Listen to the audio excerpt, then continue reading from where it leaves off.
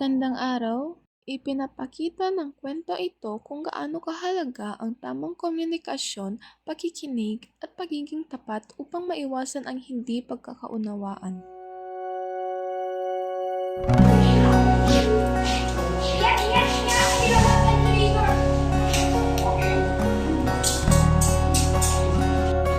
Teka! Nasaan yung calculator ko? Sigurado nandito lang yun. Sir! Sean! Yung calculator ko!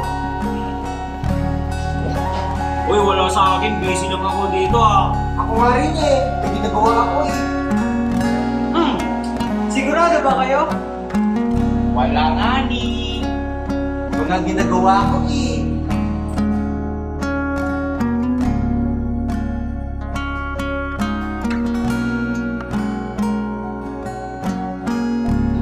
Hindi pwedeng basta mawala yun.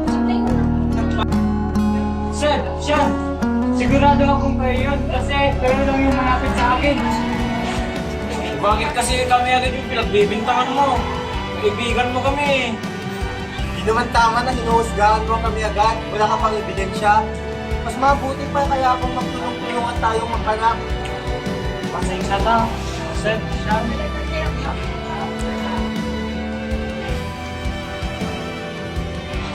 Uy, wait lang! Wala kayo mag-away! Paano ka ng calculator? Hiniram ko kanina nung nagko-comply ka. Baka nakalimutan mo na. Pasensya na, hindi ko sinasadya mo pinagmulan na ng away. Sorry rin. Kasi ako rin yung may kasalanan. Dapat lang. Sorry po, Sir.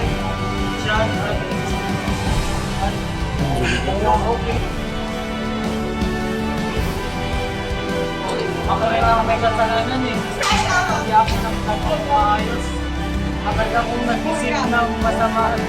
Ayos lang. Mas mabuti ng pag-usapan kaysa magkaroon ng sama ng loob kasi. Magkakaibigan, mahalaga ang iwanag. Kapag may problema, dapat muna natin alamin ang buong katotohanan. Kung may hiniram tayong gamit, dapat magsabi mo na. Minsan ang simpleng pagtingin ng pagdulot ay nakakaiwas sa malaking problema. Sa simpleng pangyayari, nakita natin na ang maling akala ay maaaring makasira ng pagkakaibigan. Ngunit, sa pamamagitan ng mahinahong pag-uusap, pag-amin ng pagkakamali at pagpapatawad na ibabalik ang tiwala.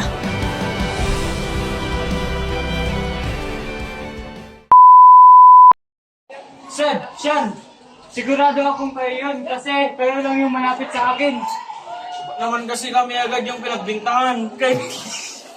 Ang gaya pa nakakanawa. Balik. Ala!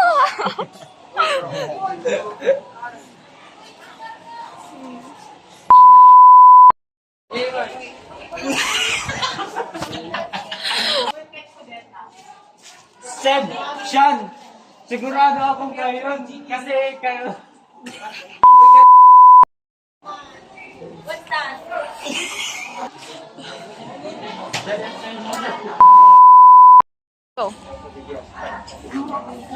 Sir, Sean.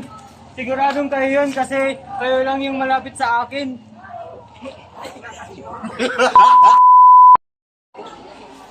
Ala! Sir, Sean. Sigurado akong kayo yun kasi kayo lang yung malapit sa akin.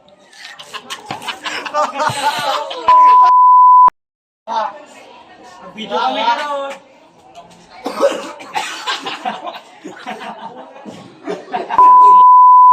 Agad, wala ka pang ebidensya. Mas mabuti pa kaya kung magtulong-tulungan tayong maghanap. Uy, wala ba?